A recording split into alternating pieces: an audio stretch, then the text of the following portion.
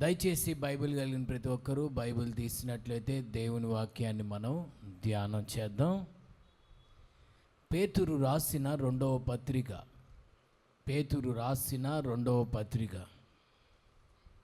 3వ అధ్యాయం page number 219 కొత్త నిబంధన. పేతురు రాసిన రెండవ పత్రిక 3వ అధ్యాయం 8 మరియు 9 వాక్యాలు చదువుకుందాం. పేతురు రాసిన రెండవ పత్రిక 3వ అధ్యాయం 8-9 వచనాలు చదువుకుందాం. పేజ్ నెంబర్ 219 క్రొత్త నిబంధన. ప్రియులారా, ఒక సంగతి మరచిపోకుడి. ఏమనగా ప్రభువు దృష్టికి ఒక దినము 1000 సంవత్సరముల వలెను, 1000 సంవత్సరములు ఒక దినము వలెను ఉన్నవి.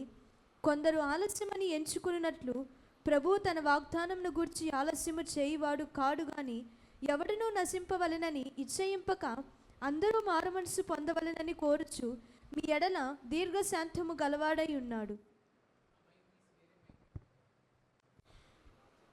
Praise the lord.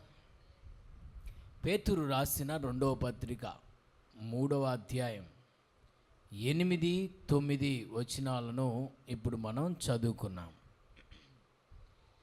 అక్కడ ఈ విధంగా రాయబడింది: ప్రియులారా, ఒక సంగతి మరచిపోకుడి. ఏమనగా ప్రభువు దృష్టికి ఒక దినం 1000 సంవత్సరముల వలెను, 1000 సంవత్సరములు ఒక దినం వలె ఉన్నవి. కొందరు ఆలస్యమని ఎంచుకున్నట్లు ప్రభువు తన వాగ్దానమును గురించి ఆలస్యం చేయువాడు కాడు గాని, ఎవడును నశింపవలెనని ఇచ్చయింపక అందరూ మారు మనసు పొందవలనని కోరుచు మీ ఎడల దీర్ఘశాంతము గలవాడై ఉన్నాడు. Praise the lord.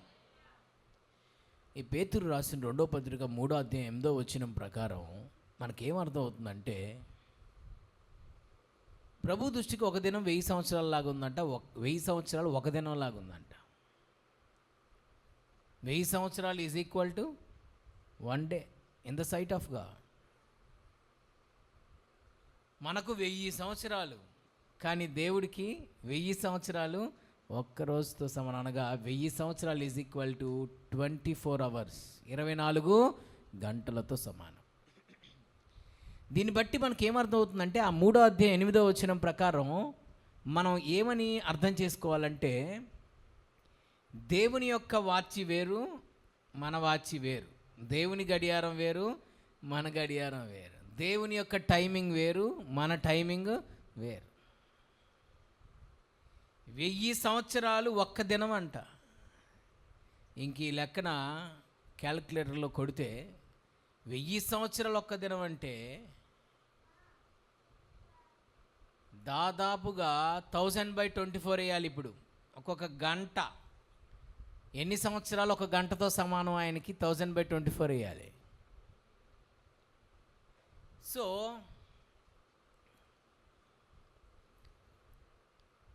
ఇంచుమించు ఆయనకి 1000 సంవత్సరాలు 24 గంటలతో సమానం. అంటే దీన్ని బట్టి ఒక క్లారిటీ వచ్చేసింది. దేవుని యొక్క టైమింగ్ వేరు, మన టైమింగ్ వేరు. మన ఇంట్లో గడియారం తిరుగుతుంది కదా, ఆ టైమింగు, దేవుని సమయము, ఆయన టైమింగు రెండు ఒకేలాగా ఉంటుంది అని మనం అనుకోకూడదు. ఆ మైండ్ సెట్ని ఈ రాత్రి మనం చేంజ్ చేసుకోవాలి. నా టైం ప్రకారం దేవుడు చేస్తాడని మనం అనుకోకూడదు. కొన్నిసార్లు మనమే కాలాన్ని నిర్ణయిస్తూ ఉంటాం. ఇప్పుడు చేస్తే బాగుండు కదా, అప్పుడు చేస్తే బాగుండు కదా దేవుడు అని మనమే కొన్నిసార్లు దేవునికి సమయాన్ని నిర్దేశిస్తాం, దిశను నిర్దేశిస్తాం, సమయాన్ని నిర్ణయిస్తాం. దేవుడు మన గడియారం చొప్పున పనిచేయడు, తన గడియారం చొప్పున పనిచేస్తాడు. హల్లెలూయా. పని మాత్రం తప్పకుండా చేస్తాడు, కానీ not in yours timing, in his timing. That is God's timing. దేవుడు తన సమయం అనుకూలంగా పనిచేస్తాడు, మన సమయానుకూలంగా అయినా పని చేయడు. కాబట్టి మనం ఈ రాత్రి నుంచి మన మైండ్ సెట్ని మార్చుకోవాలి. ఏంటంటే దేవుడు తన సమయంలో పని చేస్తాడు, తన సమయంలో క్రియ చేస్తాడు, తప్పకుండా చేస్తాడు, కానీ తన సమయంలో చేస్తాడు అనే విషయాన్ని మనం ఎప్పుడు మనసులో గుర్తుపెట్టుకోవాలి. ఈ క్లారిటీ కనుక మీకు వస్తే చాలా వరకు మీకున్నటువంటి మానసిక ఒత్తిడి, మెంటల్ ప్రెషర్ అనేది తొలగిపోద్ది. ఎందుకంటే దేవుడు అప్పుడు చేస్తాడేమో, ఇప్పుడు చేస్తాడేమో, అప్పుడు చేస్తే బాగుండు, ఇప్పుడు చేస్తే బాగుండు అని మనం కొన్ని హోప్స్ పెట్టుకొని ఉంటాం. అవి ఏమో జరగవు. అప్పుడేమొచ్చేసిద్ది? నిరాశ వచ్చేసిద్ది. అందుకనే దేవుని సమయానికి మనల్ని మనం అప్పగించుకున్నామనుకో, తగిన సమయమందు తప్పక మనల్ని హెచ్చించే దేవుడు ఆయన. హల్లెలూయా. తగిన సమయమందు తప్పక హెచ్చించే దేవుడు ఆయన. కాబట్టి దేవుని సమయానికి మనల్ని మనం అప్పగించుకోవాలి. అబ్రహాం దగ్గరకు వచ్చారు దేవుడు, ఏమన్నారు? మీదటికి ఈ కాలమున నిర్ణయ కాలమందు మరలా నీ దగ్గరకు వస్తాను, శారాకు కుమారుడు కలుగును. మీదటికంటే వచ్చే సంవత్సరం ఇదే టైం కల్లా నేను మళ్ళీ నీ దగ్గరకు వస్తాను, అప్పుడు శారాకు కుమారుడు కలుగును. అప్పుడు ఒక దేవుడు ఒక మాట అంటాడు, మీదటికి ఈ కాలమున నిర్ణయ కాలమందు.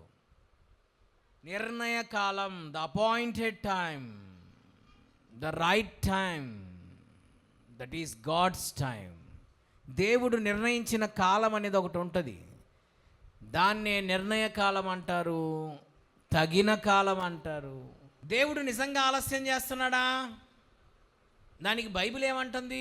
కొందరు ఆలస్యమని ఎంచుకున్నట్లు దేవుడు తన వాగ్దానమును గూర్చి ఆలస్యం చేసేవాడు కాడు. ఇప్పుడు చెప్పండి, బైబిల్ దేవుడు ఆలస్యం చేస్తున్నాడని నువ్వు అనుకుంటున్నావే, దాన్ని అంగీకరిస్తుందా? అంగీకరించట్లా. నువ్వు అనుకుంటున్నట్లుగా దేవుడు ఆలస్యం చేసేవాడు కాదు. మనమేమనుకుంటున్నాం? దేవుడు ఆలస్యం చేస్తున్నాడు. నో, నువ్వు అనుకుంటుంది నిజం కాదు అన్న విషయం గుర్తించాలి. రెండవది, మొదటిది ఏం చెప్పాను? దేవుని సమయానికి మనల్ని మనం అప్పగించుకోవాలి, దేవుని సమయాన్ని మనం నమ్మాలి, గాడ్స్ పర్ఫెక్ట్ టైమింగ్ని మనం బిలీవ్ చేయాలి అని చెప్పాం. రెండోది ఏంటి? నువ్వు ఆలస్యమని ఎంచుకుంటున్నావు, దేవుడు ఆలస్యం చేస్తున్నాడు అనుకుంటున్నావు కదా, అది పచ్చి అబద్ధం. దేవుడు ఆలస్యం చేసేవాడు కాదు అని రాయబడింది బైబిల్లో. తన వాగ్దానమును గూర్చి ఏముంది? తన వాగ్దానమును గూర్చి ఆలస్యం చేయువాడు కాడు కాడు కాడు కాడు. ఆయన ఆలస్యం చేసేవాడు కాదు. మరి ఎందుకండి పాస్టర్ గారండి ఆలస్యం అవుతుందంటే, ఆలస్యం ఎందుకు అవుతుందంటే, ఆలస్యం దేవుడు చేయడు కానీ మనమే చేసుకుంటాం. దేవుని వాగ్దాన ఫలాన్ని మనం పొందుకోకుండా మనమే ఆలస్యం చేసుకుంటాం. అదేంటండి? అవునండి, బైబిల్లో ఉన్న విషయమే చెప్తున్నాను.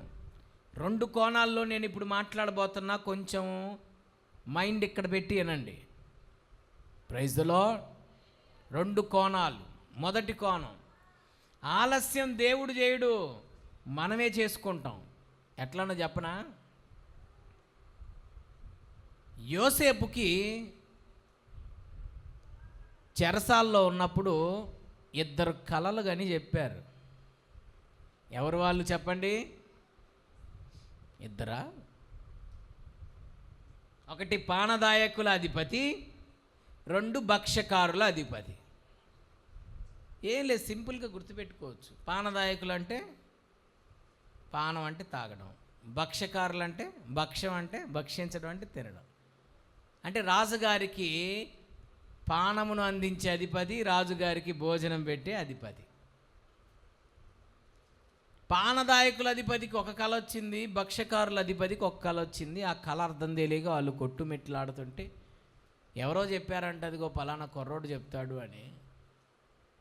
యోసేపే వచ్చి అడుగుతాడు, ఏంటండి, ఏంటి ఈరోజు చాలా విచారంగా చింతగా ఉన్నారంటే, మాకు కళ్ళు వచ్చినాయి, దాని యొక్క అర్థం తెలియక మేము డిస్టర్బ్ అవుతున్నామంటే ఏంటో నాకు చెప్పండి అంటే యోసేపుకి కలలు చెప్తారు వాళ్ళు. యోసేపు విని దాని భావం ఇదే అని పానదాయకుల అధిపతి కళకు ఆయన భావం చెప్పేశాడు, భక్ష్యకారుల అధిపతి కళకు ఆయన భావం చెప్పేశాడు.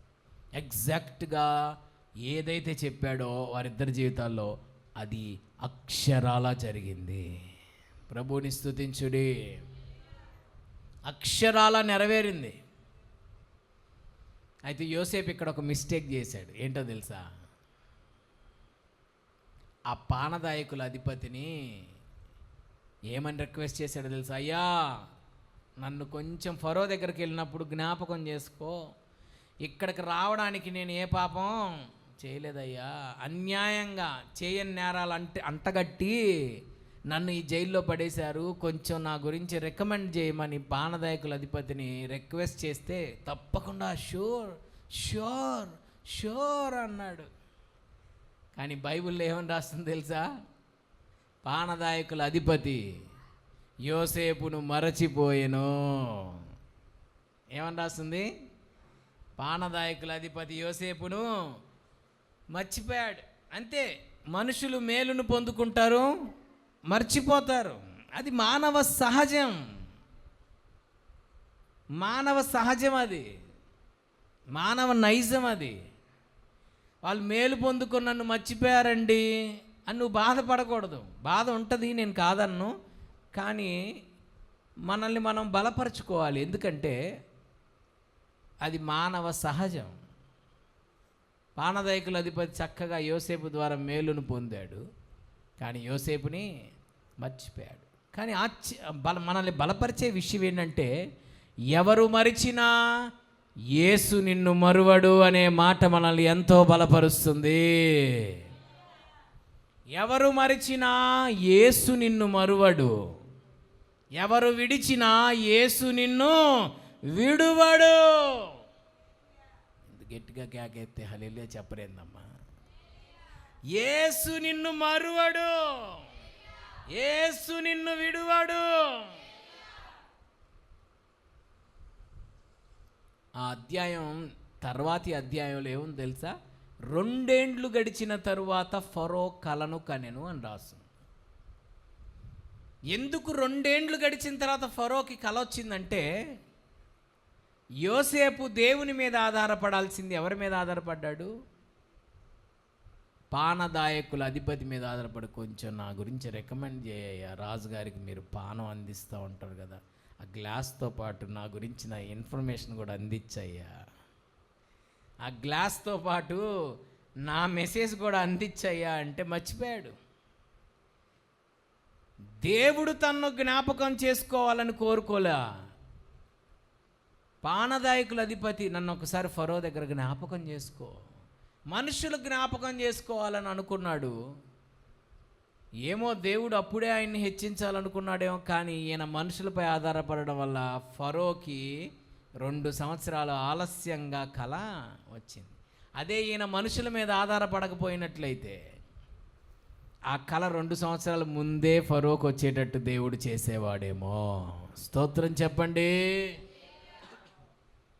అంటే ఇప్పుడు చెప్పండి, 2 ఏండ్లు గడిచిన తర్వాత ఫరోకి కల రావడానికి గల కారణం ఏంటి? ఆ ఆలస్యం దేవుడు చేశాడా, యోసేపు చేసుకున్నాడా? యోసేపు యొక్క అవిధేయత వలన యోసేపు జీవితంలో వాగ్దాన ఫలం ఆలస్యమైంది. అదే బైబిల్ చెప్తుంది, కొందరు ఆలస్యమని ఎంచుకొనున్నట్లు దేవుడు తన వాగ్దానాన్ని గురించి ఆలస్యం చేసేవాడు కాదు. మరి ఎందుకంటే ఆలస్యం అవుతుంది? నీ వల్లే, నీ అవిధేయతల వల్లే, నీ అజ్ఞానం వల్లే, నీలో ఉన్నటువంటి లోపములు నువ్వు సరిచేసుకోకపోవడం వల్లే, దేవునిపై నువ్వు పడకపోవడం వల్లే, నీ మూర్ఖ స్వభావం వల్లే, నీ కఠిన హృదయం వల్లే, మార్పు లేని నీ హృదయం వల్లే దేవుని వాగ్దానం నీ జీవితంలో ఆలస్యం అవుతా వెళ్తుంది. ఆలస్యం దేవుడు చేయడు, మనమే చేసుకుంటాం. దేవుడు ఆయన ఆశించిన మార్పు మనలో రానంత కాలం పొడిగించుకుంటా వెళ్తూ ఉంటాడు, పోస్ట్ పోన్ చేసుకుంటా వెళ్తూ ఉంటాడు. ఆలస్యం చేసేది దేవుడు కాదు, మన క్రియలే వాగ్దాన ఫలాన్ని మనం పొందుకోకుండా ఆలస్యం చేస్తాయి. అబ్రహాము జీవితాన్ని కూడా చూడండి. అబ్రహాము గారుకి దేవుడు మరి ఏ సంవత్సరంలో ఇద్దాం అనుకున్నాడో ఏందో మరి మొత్తం మీద గర్భఫలం ఈలోపు తొందరపడ్డారు. శారా ఏం చేసింది, నాకు ఎటుగుడి పిల్లలు పుట్టట్లేదు కదా, ఇదిగో ఈ హాగర్ని తీసుకో అని హాగర్ని ఇచ్చింది. హాగర్తో పోయాడు ఆయన. హాగర్తో పోయినప్పుడు ఇష్మాయేలుకు ఆమె జన్మను ఇచ్చింది. ఎంత హాగర్తో ఆయన పోయినప్పుడు ఆయన వయసు 87 సంవత్సరాలు. ఎంత? 87. హాగరుకు ఇష్మాయేలు పుట్టిన ఎన్ని సంవత్సరాలకు ఇస్సాకు పుట్టాడో తెలుసా? శారాకి 13 సంవత్సరాల తర్వాత పుట్టాడు. అంటే అబ్రహాముకి 87 సంవత్సరాల వయసులో ఇష్మాయేలు జన్మిస్తే 100వ సంవత్సరంలో ఇస్సాకు జన్మించాడు. అంటే ఏమో మరి దేవుడు మరి ఆ 87లోనే ఇస్సాకుని ఇద్దాం అనుకున్నాడు ఏమో కదండి, లేకపోతే 88లో ఇద్దాం అనుకున్నాడు, లేదా 90వ సంవత్సరంలో ఇద్దాం అనుకున్నాడు. ఎప్పుడైతే వీళ్ళు కొంచెం ఆగలేకపోయారో తొందరపాటు నిర్ణయాలు.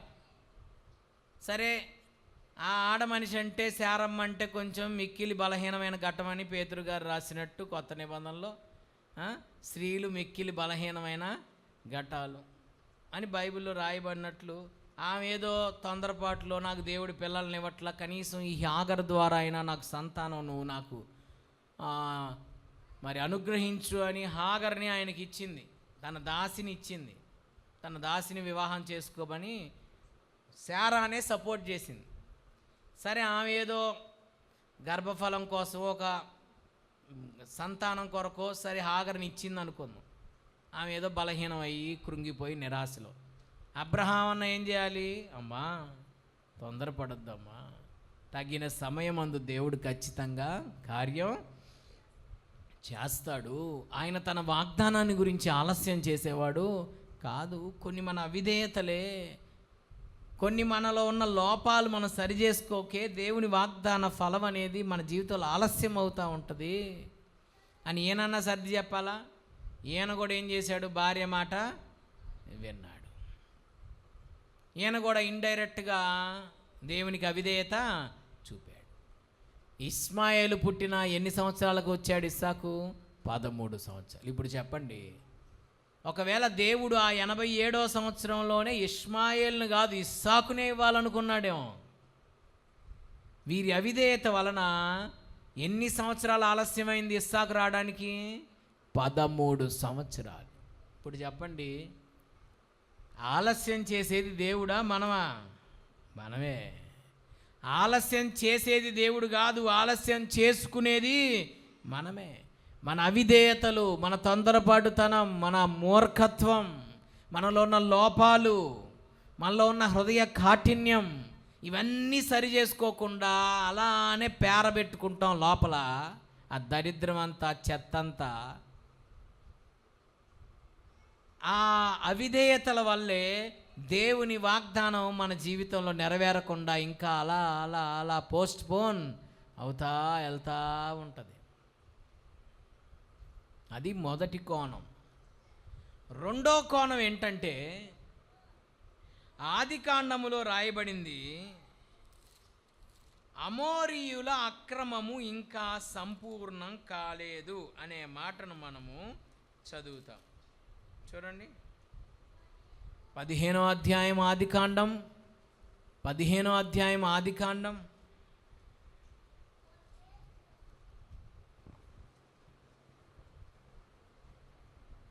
వచనము 16.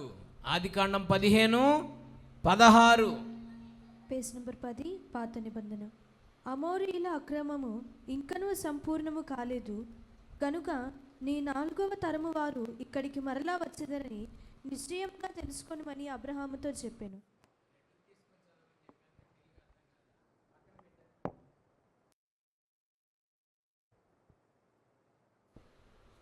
అక్కడ మీరు గమనిస్తే ఆదికాండం 15వ అధ్యాయము 16వ వచనంలో ఏమని రాయబడిందంటే, అమోరీయుల అక్రమము ఇంకను సంపూర్ణము కాలేదు గనుక నీ 4వ తరము వారు ఇక్కడికి మరలా వచ్చేదరని నిశ్చయముగా తెలుసుకొనుమని అబ్రాముతో చెప్పాను. ఏమన్నా అర్థమైందా? మీకేం అర్థం కాలేదని నాకు బాగా అర్థమైంది. అమోరీల అక్రమము ఇంకా సంపూర్ణం కాలేదు అంటే ఏంటి అర్థం? కనాను దేశంలో వీళ్ళు ఐగుప్తు దేశంలో ఉన్నారు కదా, వీళ్ళు ఎవరు? యోసేపు కానీ వాళ్ళ generations. Abraham 4th generation. Abraham 4th generation అంటే ఎవరు? అబ్రహాము, ఇస్సాకు, యాకోబు, యోసేపు. దేవుడు అంటున్నాడు, అమోరీయుల అక్రమం ఇంకా సంపూర్ణం కాలేదు. కనాను దేశంలో రకరకాల జాతుల వారు ఉన్నారు. ఎవరెవరు? అమోరీయులు, హిత్తీయులు, హివ్వీయులు, యెబూసీయులు, కనానీయులు, పెరిజ్జీయులు, గిర్గాషీయులు, వీళ్ళందరూ ఉన్నారు. చేశారా? ఆ అమోరీయుల అక్రమం ఇంకా సంపూర్ణం కాలేదు. మీకు అర్థమయ్యేటట్టు చెప్పాలంటే, ఇశ్రాయేలీలు ఐగుప్తు దేశంలో దాదాపు 400 పైగా సంవత్సరాలు ఉన్నారు. బానిసత్వం కదా. ఇశ్రాయేలీలు అనుకుంటున్నారు, దేవుడేంట్రా బాబు మమ్మల్ని విడిపించకుండా ఇంత ప్రార్థన చేస్తుంటే మమ్మల్ని విడిపించకుండా ఇంత ఆలస్యం చేస్తున్నాడు ఏందని వాళ్ళు అనుకుంటున్నారు. అసలు చూడండి, ఒక్కసారి ఆలోచన చేయండి. గాడ్స్ ప్లాన్ అనేది అసలు మీకు మతిపోద్ది. కొంచెం క్లారిటీగా అర్థం చేసుకోండి. అబ్రహాముతో దేవుడు దేని గురించి మాట్లాడుతున్నాడు తెలుసా? ఐగుప్తు దేశములో ఇశ్రాయేలీలు 430 సంవత్సరాలు బానిసలుగా ఉన్న తరువాత వాళ్ళు అక్కడి నుంచి కనాను దేశానికి వస్తారు, నీ 4వ తరం వారు వస్తారు అని 430 సంవత్సరాల తర్వాత జరగబోయే విషయాన్ని అబ్రహాముతో ఇప్పుడే చెప్తున్నాడు.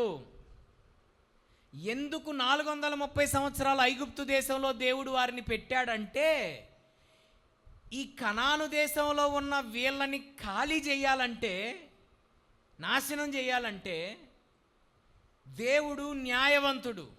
ఎట్లా పడితే అట్లా ఆయన న్యాయం తప్పి ప్రవర్తించడు. వీళ్ళని నాశనం చేసి, కనాను దేశంలో ఉన్నటువంటి వారిని నాశనం చేసి వాళ్ళని ఆ దేశం నుండి తరిమి కొట్టేసి ఆ దేశంలో ఎవరిని ప్రవేశపెట్టాలి? ఇశ్రాయేలీలను అక్కడ ప్రవేశపెట్టాలన్నది దేవుని సంకల్పం. మరి ఇప్పుడు ఇశ్రాయేలీలను, ఐగుప్తులో ఉన్న ఇశ్రాయేలీలను కనాను దేశంలోకి అడుగు పెట్టించాలంటే ఇక్కడ వీళ్ళని ఖాళీ చేయాలి, వీళ్ళని తరిమి కొట్టాలి. వీళ్ళని తరిమి కొట్టాలి అంటే అదే అంటున్నాడు, అమోరీయుల అక్రమం ఇంకా సంపూర్ణం కాలేదు. మరి వాళ్ళ అక్రమం కంప్లీట్ అయితేనే కదా దేవుని ఉగ్రత వాళ్ళ మీదకి వచ్చేది. వాళ్ళ అక్రమం కంప్లీట్ అవ్వకుండా దేవుని కోపం వారి మీదకి ఒకవేళ వచ్చిందనుకో, దేవుడు న్యాయవంతుడు అవ్వడుగా. వారి మీదకి ఎప్పుడు వస్తుంది దేవుని ఉగ్రత? వారి అక్రమం సంపూర్ణమైనప్పుడు.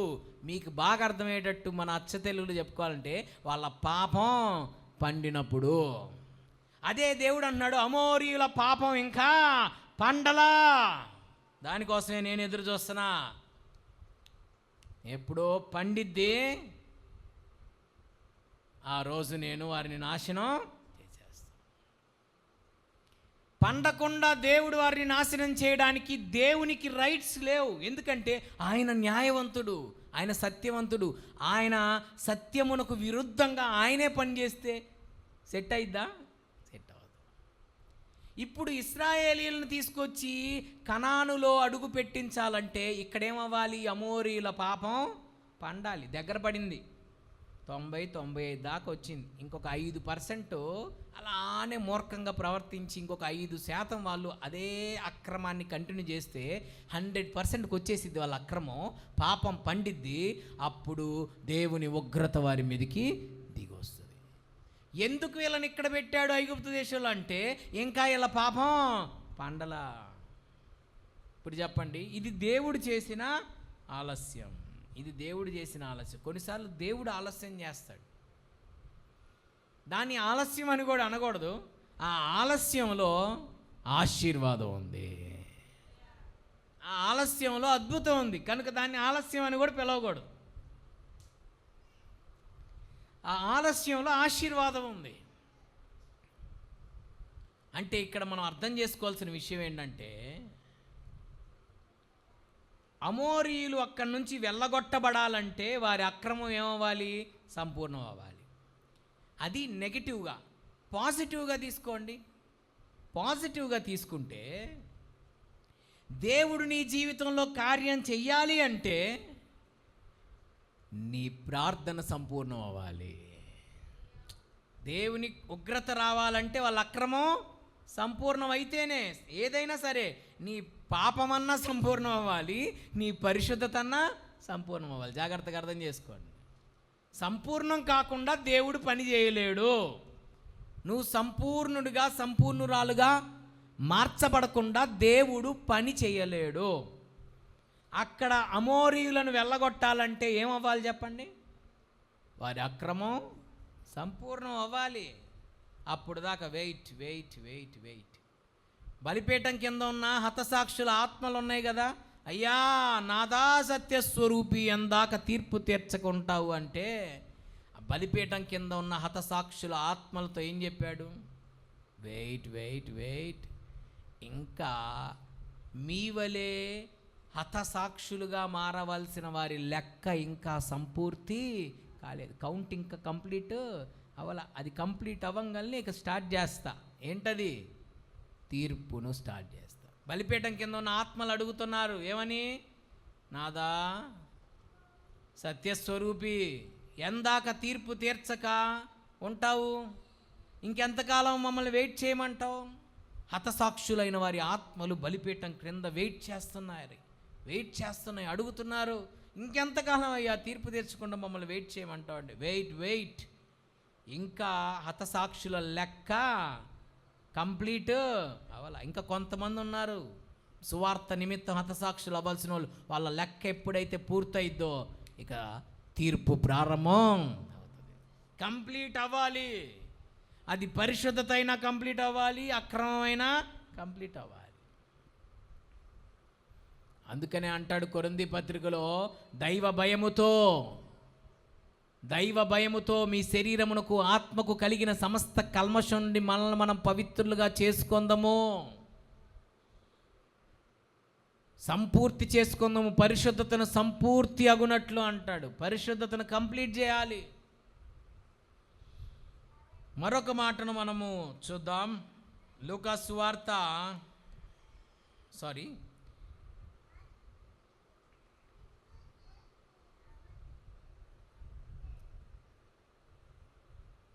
రోమాపత్రిక 11వ అధ్యాయము 25వ వచనంలో, రోమా 11:25, సహోదరులారా మీ దృష్టికి మీరే బుద్ధిమంతులమని అనుకొనకుండునట్లు ఈ మర్మము మీరు తెలుసుకొనగోరుచున్నాను. అదేమనగా అన్యజనుల ప్రవేశం సంపూర్ణమగు వరకు, అదిగో సంపూర్ణమగు వరకు ఇశ్రాయేలీయులకు కఠిన మనసు కొంత మట్టుకు కలిగెను. జాగ్రత్తగా అర్థం చేసుకోండి. ఇశ్రాయేలీయులకు కఠిన మనస్సును దేవుడు కలగజేశాడంట. దేవుని ప్రణాళిక మనకు అర్థం కావడం కొంచెం కష్టం. ఇశ్రాయేలీయులకు కఠిన మనస్సు దేవుడు ఎందుకు కలగజేశాడంటే అన్యజనులకు ప్రవేశాన్ని ఇవ్వడానికంట. దేవుడికి స్తోత్రం. దేవుడు ఏది చేసినా మంచి చేస్తాడు. కొన్నిసార్లు మనకు అది చెడుగాను, కీడుగాను, నష్టంగాను, ఆలస్యంగాను అనిపిస్తుంది. ఇశ్రాయేలీయులకు మనస్సును కఠినపరిచాడంట దేవుడు కొంతకాలం. ఎందుకని? ఈ గ్యాప్లో అన్యజనులకు లోపలికి ప్రవేశం ఇవ్వడానికి. దేవుడికి స్తోత్రం. అమ్మా అర్థమవుతుందా? వారికి కఠిన మనసు ఎందుకు కలగజేశాడు? వారి హృదయాలను ఎందుకు కఠినపరిచాడు? అన్యజనులకు ఎంట్రన్స్ ఇవ్వడానికి లోపలికి. అన్యజనుల ప్రవేశం సంపూర్ణమగు వరకు ఇశ్రాయేలీయులకు మనసును కఠినపరిచాడు. వీళ్ళు ఎప్పుడైతే వీళ్ళ ప్రవేశం సంపూర్ణమైపోయిందో వాళ్ళ మనసులను దేవుడు నిమ్మలపరిచాడు. హల్లెలూయా. అంటే ఇప్పుడు ఇశ్రాయేలీయుల మనస్సులను దేవుడు కఠినపరచటం వెనుక దేవుని సంకల్పం ఏంటంటే, వారి మనసులను ఎందుకు కఠినపరిచాడంటే అన్యజనులకు లోపలికి ప్రవేశం ఇవ్వడం కొరకు. ఎప్పుడైతే అన్యజనుల ప్రవేశం, ఇప్పుడు అన్యజనులకు కూడా దేవుడు రక్షణ కల్పించాడు కదా. పేతురుతో అదే చెప్తాడు కదా, ఈ చతుష్పాద జంతువులు వీటన్నిటిని తినమని చెప్తే పేతురు, అయ్యా అపవిత్రమైంది నేను ఎప్పుడు తినలేదంటే, దేవుడు పవిత్రపరిచిన వాటిని నువ్వు అపవిత్రమైన వాటికి ఎంచొద్దు, యేసుక్రీస్తు అందరికీ ప్రభు అని అన్యజనులను కూడా ఆయన ప్రేమిస్తున్నట్టు, అన్యజనులను కూడా ఆయన రక్షిస్తున్నట్టుగా దర్శనం చూపించాడు. అప్పుడు అర్థమైంది పేతురికి, ఓహో అన్యజనులకు కూడా దేవుడు ప్రవేశమిస్తున్నాడా, అన్యజనులను కూడా దేవుడు ప్రేమిస్తున్నాడా, వాళ్ళను కూడా ప్రభు ఈక్వల్గా చూస్తున్నాడా అని అర్థమైంది. ఎందుకంటే అప్పటిదాకా యూదులకి అన్యజనులు అంటే ఒక అంటరాని వారిగా చూసేవాళ్ళు. ఎప్పుడైతే దేవుడు ఈక్వల్ చేశాడు ఇద్దరిని, అప్పుడు వాళ్ళకి అర్థమైంది అన్యజనులను కూడా దేవుడు ప్రేమిస్తున్నాడు, వారిని కూడా అంగీకరిస్తున్నాడని. వీళ్ళకి కఠిన మనసు ఎప్పుడు దాకా కలిగింది? అన్యజనుల ప్రవేశం సంపూర్ణమయ్యేంత వరకు. వీళ్ళు ఐగుప్తులో ఎందుకున్నారు 430 సంవత్సరాలు? అక్కడ అమోరీల అక్రమం ఇంకా సంపూర్ణం కాల. సంపూర్ణం అయితేనే కదా దేవుడు రంగంలోకి దిగేది. సంపూర్ణం కాకుండా ఆయన ఏం చేస్తాడు? వాళ్ళు ఏమనుకుంటున్నారు? ఈ ప్రణాళిక అర్థం కాక, ఏంట్రా బాబు ఈ రకంగా మనం నిట్టూర్పులు ఇడుతున్నా దేవుడేమీ పట్టించుకోవట్లా, స్పందించట్లా. ఆయన పని చేయాలంటే అక్కడ అక్రమం అన్నా సంపూర్ణం అవ్వాలి, లేక ఇక్కడ పరిశుద్ధత అయినా సంపూర్ణం అవ్వాలి. నీ జీవితంలో దేవుడు కదలలేకపోవడానికి, కార్యం చేయలేకపోవడం గల కారణం, ఒకవేళ నీవు పరిశుద్ధతలో ఇంకా పరిపూర్ణతలోకి రాలేదేమో, ఇంకా నీ ప్రార్థన సంపూర్ణం అవ్వలేదేమో, నీ భక్తి ఇంకా సంపూర్ణం అవ్వలేదేమో, దేవుడు ఎక్స్పెక్ట్ చేస్తున్నంత ప్రార్థన నువ్వు ఇంకా చేయలేదేమో, నీ ప్రార్థన ఇంకా కంప్లీట్ అవ్వలేదేమో, నీలో ఆయన ఆశించిన మార్పు ఇంకా రాలేదేమో, దేవుడు కోరుకున్నటువంటి చేంజ్ నీలో ఇంకా రాలేదేమో, నీ స్వభావం ఇంకా మారలేదేమో. హల్లెలూయా. నీ స్వభావం దేవుడు ఆశించినంతగా నీలో స్వభావంలో మార్పు ఇంకా రాలేదేమో. దేవుడు ఆలస్యం చేస్తున్నాడు, దేవుడు ఆలస్యం చేస్తున్నాడు, దేవుడు ఆలస్యం చేస్తున్నాడు అని అనుకుంటాం మనం. దేవుడు ఆశించిన మార్పు ఇంకా నీలో రాలేదేమో, నీ స్వభావంలో ఇంకా మార్పు రాలేదేమో. మన స్వభావంలో మార్పు రావాలి. Praise the Lord. మన స్వభావంలో మార్పు రానంతకాలం దేవుడు మనల్ని హెచ్చించలేడు, దేవుడు మనల్ని ఆశీర్వదించలేడు, దేవుడు మనల్ని వాడుకోలేడు. సో మరొక మాటను కూడా మనం చూస్తే, ఇటు మోషేని వెళ్ళమనింది దేవుడే, ఇటు ఫరో హృదయాన్ని కఠినపరిచింది కూడా దేవుడే.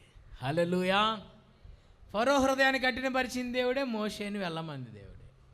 ఫరో హృదయాన్ని ఎప్పుడు దాకా కఠినపరిచాడు? తన అద్భుతాలు చేయతలిసిన అద్భుతాలన్నీ సంపూర్ణమయ్యేంత వరకు ఫరో హృదయాన్ని దేవుడే కఠినపరిచాడు. కొంచెం ఇవి కొంచెం మీ మైండ్కి కొంచెం అండర్స్టాండ్ అవ్వాలి. దేవుని ప్రణాళిక అనేది మనకు అర్థం అవ్వాలి. అర్థమైతే నువ్వు నిమ్మలంగా నిబ్బరంగా ఉంటావు, ఏం కాదు. తగిన సమయంలో తప్పకుండా ప్రభు కార్యం చేస్తాడు. ఆయన ఆలస్యం చేసేవాడు కాదు. ఆయన ఆశించిన మార్పు నీలో రావాలి. నీ స్వభావంలో మార్పు ఆయన చూడాలి. నీ స్వభావంలో మార్పు లేకుండా నిన్ను తీసుకెళ్ళి సింహాసనం మీద కూర్చోబెట్టాడు అనుకో, మొత్తాన్ని కూల్చిపడేస్తావు దెబ్బకి. అంత కష్టపడి కట్టినటువంటి దాన్ని మొత్తాన్ని నాశనం చేసి పెడతావు, సర్వనాశనం చేసి పెడతావు. అందుకే దేవుడు ఎందుకు యోసేపుని 30వ సంవత్సరంలో సింహాసనం మీద కూర్చోబెట్టాడంటే తనకు 17వ సంవత్సరం నుంచి తనకు 30వ సంవత్సరం అంటే ఈ 13 సంవత్సరాలు యోసేపు స్వభావాన్ని దేవుడు చెక్కుతూ వచ్చాడు. యోసేపు స్వభావాన్ని దేవుడు మారుస్తూ వచ్చాడు.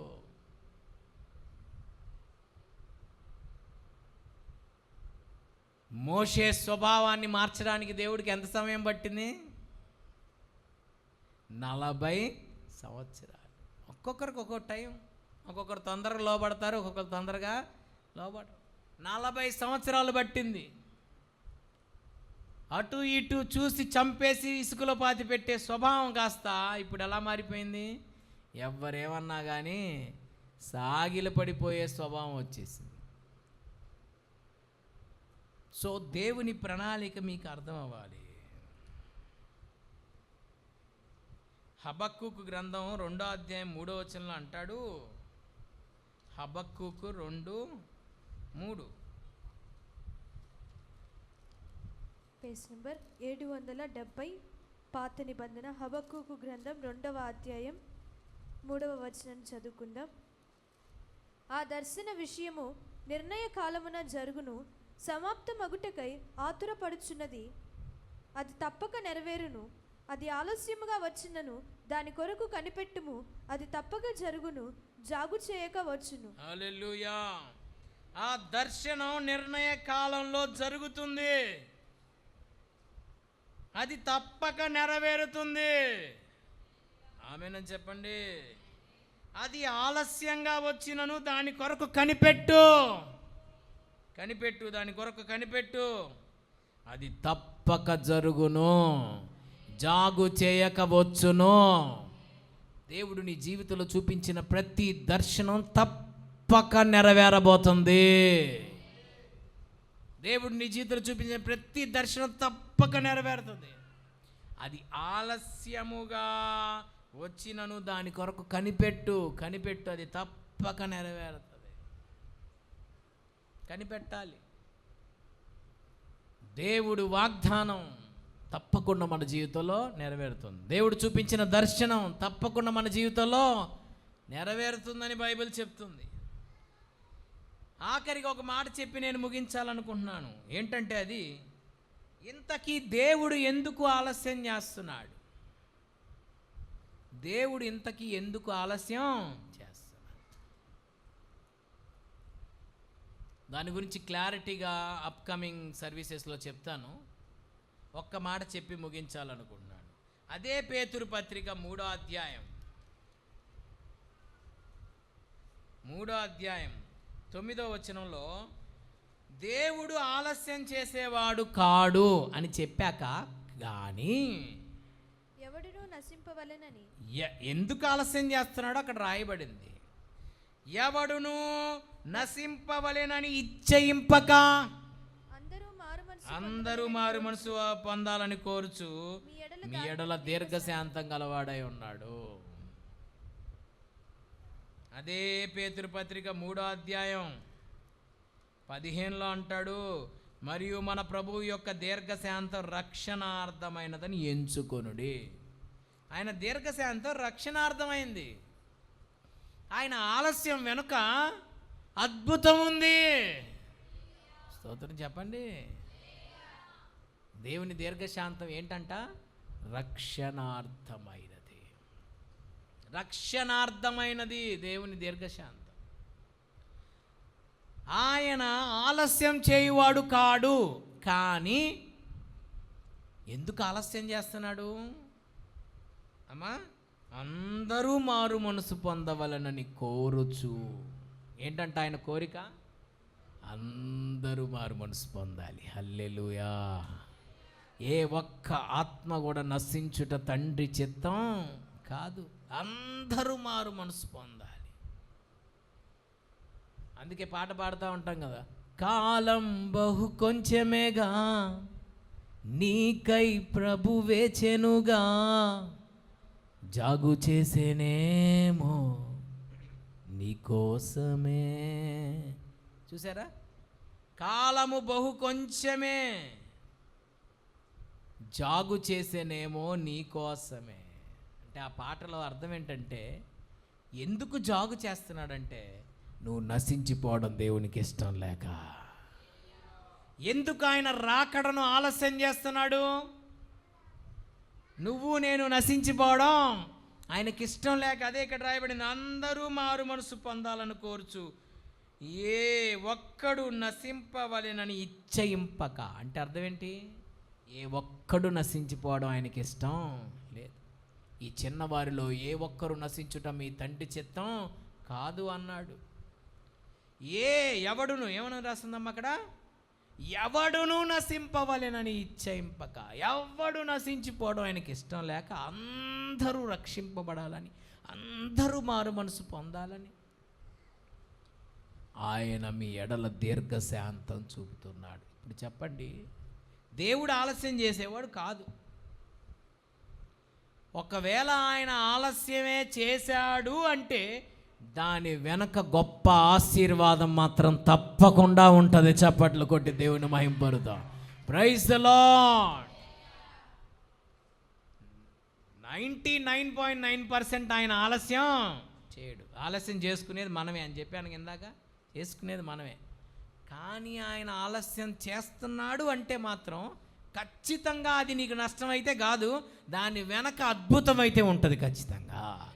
దాని వెనక గొప్ప దీవెన మాత్రం తప్పకుండా ఉంటుంది. ఇక్కడ ఇశ్రాయేలు కఠిన మనసు కలగజేశాడు. ఎందుకు? అన్ని జనులకి ప్రవేశం ఇవ్వడానికి. ఆశీర్వాదం కాదు అది.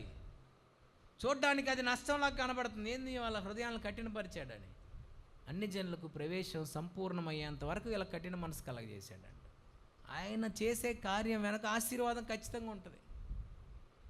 నీకు నువ్వు ఆలస్యం చేసుకుంటే అది నష్టంలే, కానీ దేవుడే గనక ఆలస్యం చేస్తే అది నీకు దీవెనే. దేవుడే గనక నీ కార్యాన్ని ఆలస్యం చేస్తే అది నీకు ఆశీర్వాదమే.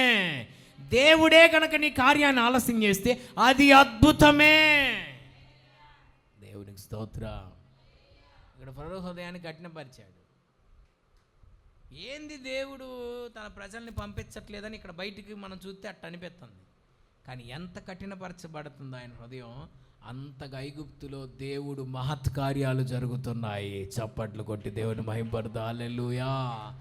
ఎంతగా ఆయన హృదయం కఠినపరచబడుతుందో అంతగా మహత్ కార్యాలు, సూచక్రియలు ఇక్కడ జరుగుతున్నాయి. అదే చెప్తున్నా, దేవుని ఆలస్యం వెనక అద్భుతం ఖచ్చితంగా ఉంటుంది. దేవుని ఆలస్యం వెనక మహత్ కార్యాలు ఉంటాయి, గొప్ప ఆశీర్వాదం దాగి ఉంటుంది, సూచక క్రియలు దాగి ఉంటాయి.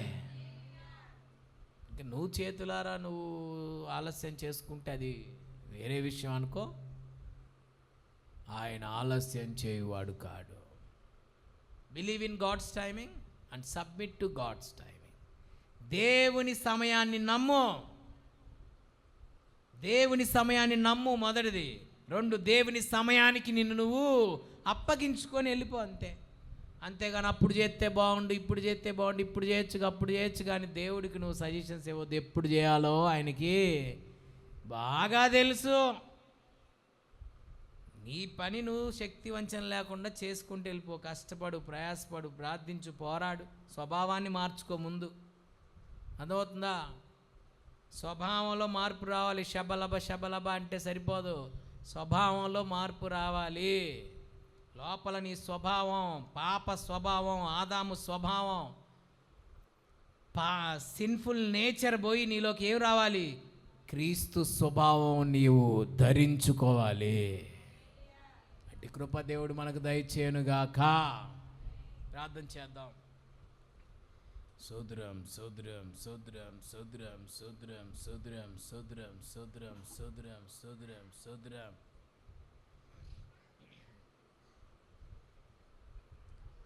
ప్రార్థన చేద్దాం. ప్రార్థన చేద్దాం. అందరూ అందరూ అందరూ ఏదో ఊరక వచ్చి వెళ్ళిపోవడం కాదండి. ఒక చెవితో విని ఇంకో చెవితో వదిలేయటం కాదండి. హృదయంలో భద్రపరచుకోవాలి. మరియ హృదయంలో భద్రపరచుకుందంట దేవుని వాక్యాన్ని. అందుకే ఆమె అంతం వరకు శోధనలో నిలబడగలిగింది. కన్న కొడుకు కళ్ళ ముందు కల్వరి శిలువలో వేలాడుతున్నా ఏ తల్లి తట్టుకోగలదండి? ఆ తల్లి తట్టుకోగలిగిందంటే వాక్యాన్ని హృదయంలో భద్రపరుచుకుంది కాబట్టి ఆ వాక్యం ఆమెను నిలబెట్టింది. ఆ వాక్యము ఆ శ్రమను తట్టుకునే శక్తిని తనకిచ్చింది. ప్రార్థన చేద్దాం. ప్రభువా, ఒక చెవితో విని ఇంకో చెవితో వదిలేయటం కాదు నాయన, హృదయంలో నాటబడాలి, హృదయంలో ముద్రింపబడాలి, హృదయములో నీ వాక్యము నీరు కట్టబడాలి. సహాయం చేయమని అడుగుదామా? దేవా, స్వభావంలో మార్పు రావాలి, స్వభావంలో మార్పు రావాలి. సంవత్సరాలు గడిచిపోతున్నాయి కానీ స్వభావాలు మారట్లేదు. సంవత్సరాలు గడిచిపోతున్నాయి కానీ స్వభావంలో చేంజ్ రావట్లేదు. ఒకవేళ నీ జీవితంలో ఆశీర్వాదం ఆలస్యం అవడానికి అదే కారణమేమో. దేవుని హెచ్చింపు నువ్వు పొందుకోపోవడానికి అదే కారణమేమో. దేవుడు ఆలస్యం చేస్తున్నాడు, దేవుడు ఆలస్యం చేస్తున్నాడని నువ్వు అనుకుంటున్నావు. సాతాను నిన్ను అలా మోసం చేస్తున్నాడు. దేవుడు కాదు ఆలస్యం చేస్తుంది, నువ్వే ఆలస్యం చేసుకుంటున్నావు.